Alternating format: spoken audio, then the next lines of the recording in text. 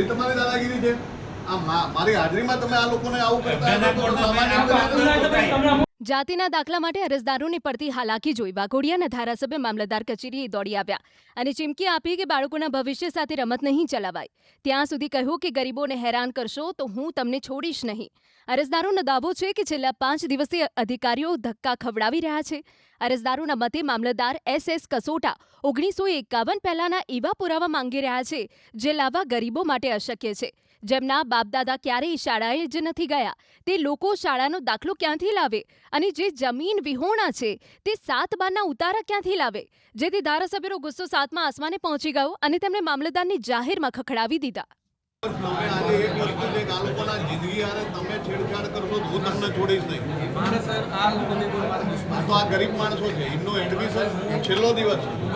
આ દાખલો છે મામલતદાર એના ઉપરથી તમારે દાખલો આપી દેવો પડે। શૈક્ષણિક ગુણ આચોસો સાહેબ ગવર્મેન્ટમાં છોકરાની નોકરી લાગી છે એનો ઓલરેડી જાતિનો દાખલો છે।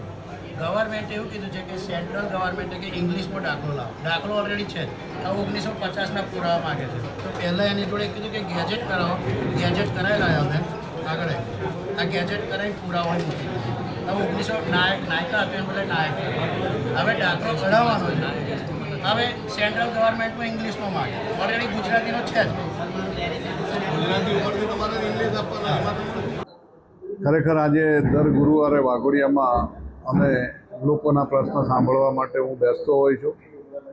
આજના દિવસે ખરેખર ખૂબ લાંબી લાઈનો જે શિક્ષણ પાયાની જરૂરિયાત છે એની અંદર જે લોકોને દાખલાઓ જાતિના લેવાના હોય છે એની અંદર ખૂબ મોટી મુશ્કેલી પડતી હોય એવું મને પણ આજે ધ્યાનમાં આવ્યું અને મેં મામલતદારશ્રી અને તાલુકા વિકાસ અધિકારીને કડક સૂચના આપી છે કે ભાઈ આ જાતિના દાખલાઓને આવકના દાખલા માટે કોઈને તમે ખોટા ધક્કા ખવડાવો નહીં અને તમારું જક્કી વલણ રાખીને જે લોકોને મુશ્કેલી પડે છે એ મુશ્કેલીનું નિવારણ લાવો।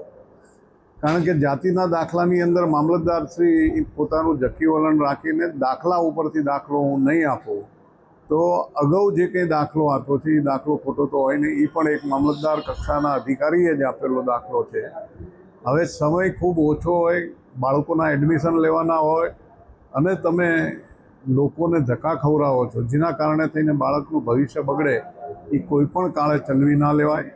મેં કલેક્ટરશ્રીને પણ રજૂઆત કરી છે કે ભાઈ આ તમારા અધિકારીને સૂચના આપો, જે કંઈ પુરાવા છે એ પુરાવાને ધ્યાને લઈ અને વહેલામાં વહેલી તકે તાત્કાલિક આવા લોકોને દાખલા મળવા જોઈએ એની માન્ય કલેક્ટરશ્રીને પણ વાત થઈ છે અને મામલતદારશ્રીને સૂચના પણ આપવામાં આવી છે।